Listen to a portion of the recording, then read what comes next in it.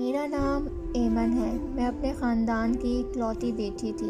ہم لوگ بہت زیادہ غریب تھے اور بڑی مشکل سے کھینچ تان کے گھر کا خرچہ پورا ہوتا تھا ہمارا۔ مجھے سعودی عرب جانے کا بہت زیادہ شوق تھا، لیکن ہم جیسے لوگ کہاں جا پاتے تھے۔ میری ماں کہتی تھی کہ دعا کرو کہ تمہاری شادی کسی امیر آدمی سے ہو جائے اور وہ تمہیں وہاں پر لے کے جائے، ہم تو نہیں لے جا سکتے۔ اپنی امی کو کہتی تھی میں کہ فکر نہیں کریں، میرے پاس اتنے پیسے ہوں گے کہ میں آپ سب لوگوں کو لے کر جاؤں گی۔ لیکن یہ تو میرے چھوٹے چھوٹے خواب تھے جو کبھی پورے ہونے والے ہی نہیں تھے۔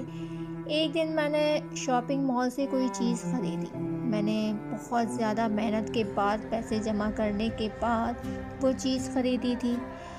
وہاں پر قرآن اندازی بھی ہو رہی تھی۔ لوگ جو 1000 روپے سے زیادہ کی شاپنگ کر رہے تھے، ان کو ایک چھوٹا سا واؤچر مل رہا تھا۔ میں نے بھی لے لیا اور ایک بڑے سے ڈبے میں ڈال دیا۔ کچھ دنوں بعد میری سہیلی کی میرے پاس کال آتی ہے اور وہ مجھے کہتی ہے کہ یار تمہارا سعودی عرب جانے کا ریٹرن ٹکٹ نکلا ہے اور تمہیں پتہ ہی نہیں ہے۔ میں اسی مال میں گئی ہوئی تھی۔ میری دوست امیر تھی، اکثر وہاں پر جایا کرتی تھی۔ اس نے کہا کہ تمہارا ٹکٹ نکلا ہے تو میں حیران رہ گئی۔ میں نے کہا کہ تم مذاق تو نہیں کر رہی ہو؟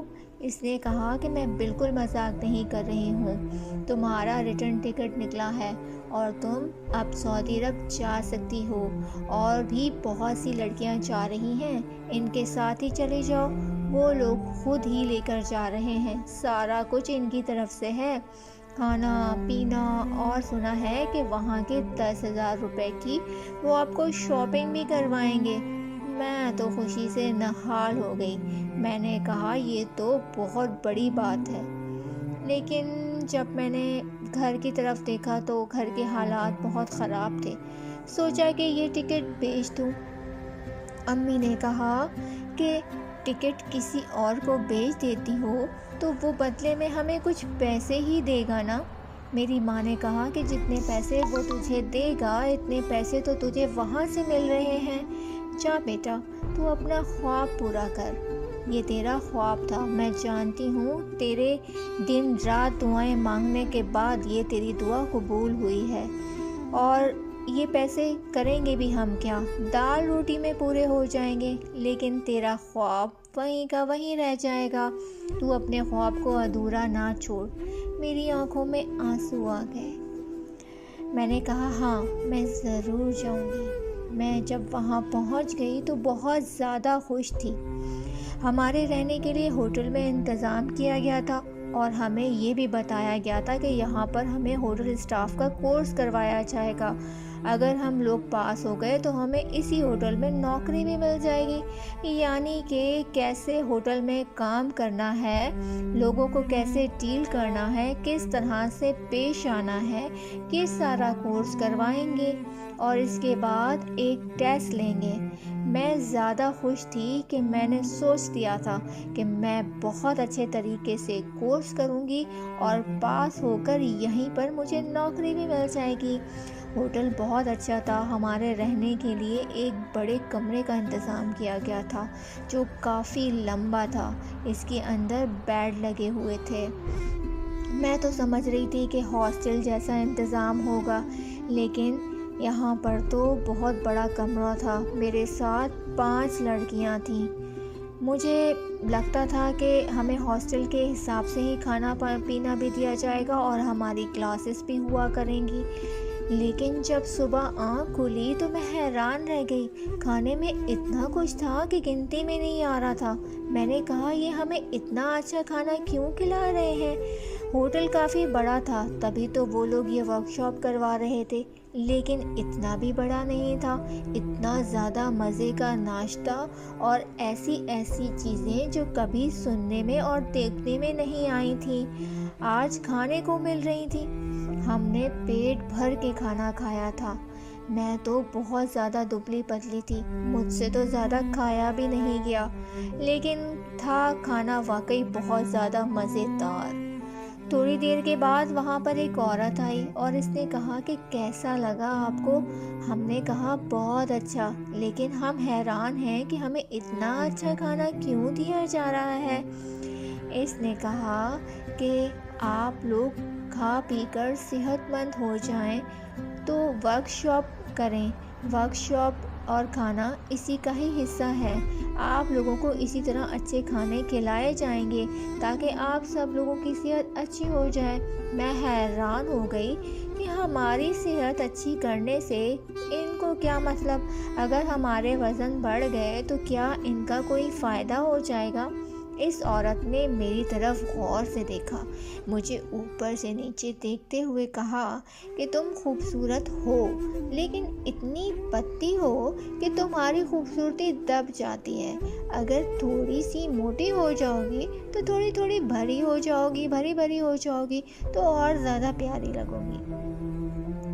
लोगों को यहाँ पर मोटी औरतें ही पसंद हैं। मैं इस बात पर हैरान हो गई। मैंने कहा कि यहाँ पर औरतों को जैसे भी पसंद किया जाता हो, इससे मेरा क्या मतलब है। फिर मुझे मेरी एक सहेली ने कहा कि इस तरह से उन्होंने एक बात कर दी होगी। देखो ना, तुम कितनी खूबसूरत हो, लेकिन ये जो तुम्हारे रुखसार हैं ये बिल्कुल अंदर ही घुसे हुए हैं। थोड़ा चेहरा तुम्हारा भर जाएगा तो और प्यारी लगोगी। इनकी बात का यही मतलब था। मैं भी खामोश हो गई। यहाँ पर इसी तरह हमें खूब अच्छी तरह खिलाया पिलाया जाता था और वर्कशॉप सिर्फ आधे घंटे की होती थी।